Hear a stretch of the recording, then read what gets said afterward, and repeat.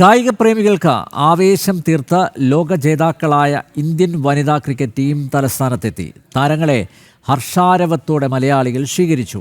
ഇന്ത്യ-ശ്രീലങ്ക വനിതാ T20 പരമ്പരയിലെ അവസാന മത്സരങ്ങൾക്കായാണ് ഇരു ടീമുകളും കേരളത്തിലെത്തിയത്.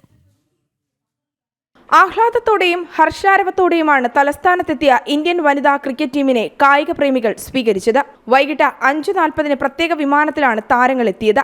ഇന്ന് തിരുവനന്തപുരത്തെ സ്വകാര്യ ഹോട്ടലിൽ വിശ്രമിക്കുന്ന താരങ്ങൾ നാളെയാകും പരിശീലനത്തിനിറങ്ങുക. ഇന്ത്യൻ ടീമിനൊപ്പമാണ് ശ്രീലങ്കൻ ടീമും എത്തിയത്.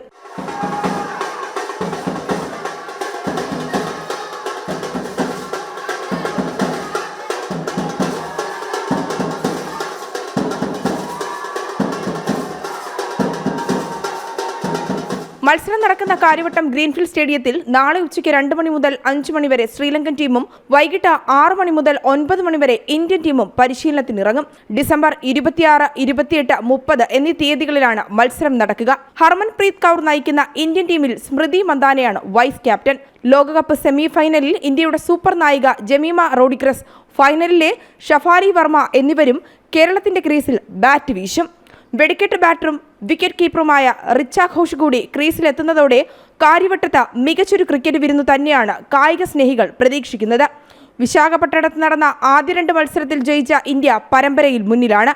കാര്യവട്ടത്തെ മത്സരത്തിൽ ഇത് തുടർന്നാൽ കേരള മണ്ണിൽ നിന്ന് ചാമ്പ്യൻഷിപ്പ് സ്വന്തമാക്കുന്നുവെന്ന അഭിമാനകര നേട്ടത്തിനാകും തലസ്ഥാനം സാക്ഷ്യം വഹിക്കുക. ജനം, തിരുവനന്തപുരം.